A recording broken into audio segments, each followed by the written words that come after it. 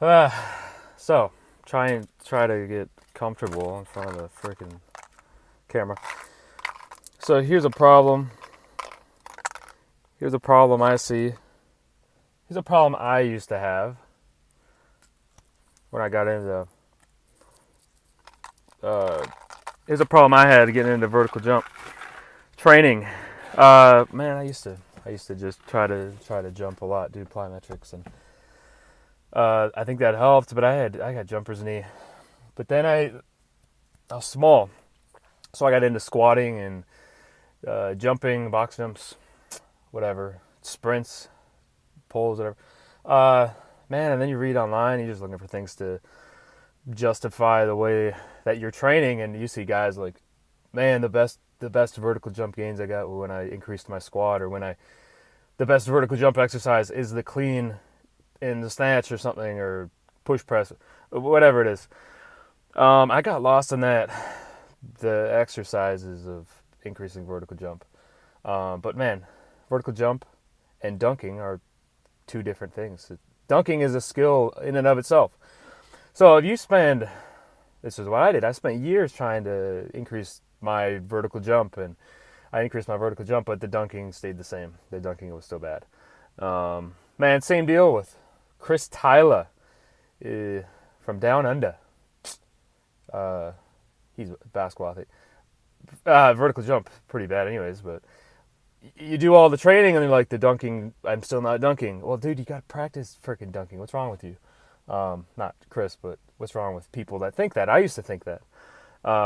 So, man, if you want to dunk, practice dunking. Like, you don't get better. I don't know why there's these articles that say, like, do this exercise to increase to whatever. You got to actually do the specific skill to get better at the skill. And then the other exercise, like squatting and the variations of jumping, will help.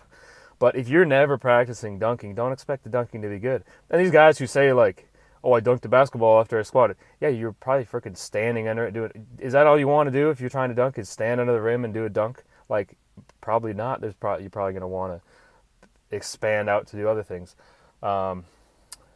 Like, shoot, that's where I was. I mean, I got back into dunking and it's super fun, but like, actually, today I did some outside. I'll put that up, but after this. But man, the rim was shorter, so whatever. But that's still practicing dunking. Practice dunking to get better at dunking.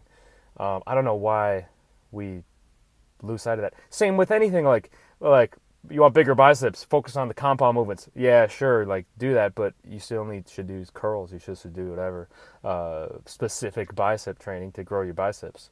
But I might be talking to just one crowd, because I think there's also the other side where guys only try dunking and then they can't dunk because they don't squat any weight and they aren't good at any other variations of jumping. So like you need a mix of both. The strength, assuming that you're kind of coming from where I was with the poor DNA and poor genetics. If you're Allen Iverson and Kevin Durant, man, you probably don't even need to freaking squat. Like, the practice dunking is going to be good enough.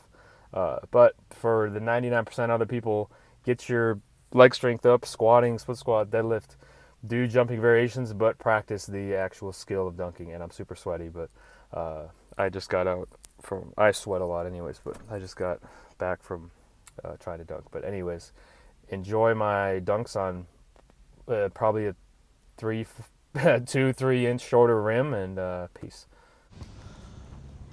So usually when I practice dunking, I'll do a dynamic warm up. This day I just went right into it.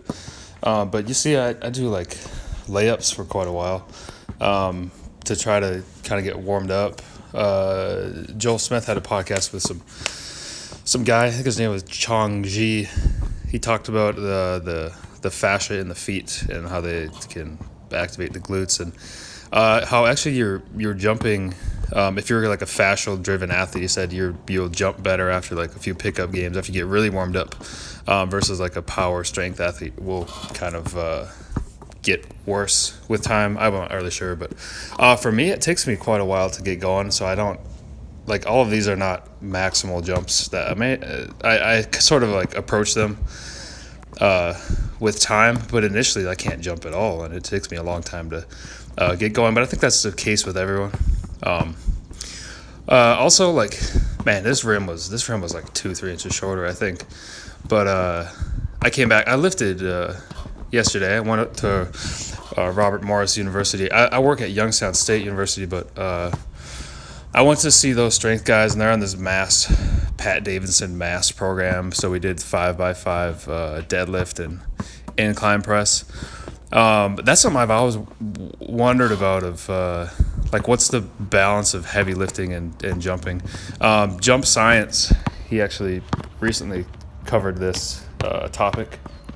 Actually, maybe not recently, but about resting and how you should train heavy, get really strong, and then take like 1 to 2 weeks pretty much entirely off from the weight room, and then you'll get like a fast twitch fiber overshoot, so you'll actually jump a lot higher. So today, I mean, I tell you, this rim's a little bit shorter. I wasn't expecting to be able to do even what I did here, but I think it's because it is shorter, but after lifting heavy, like, you just get shot for a few days after. But that's the video. See ya.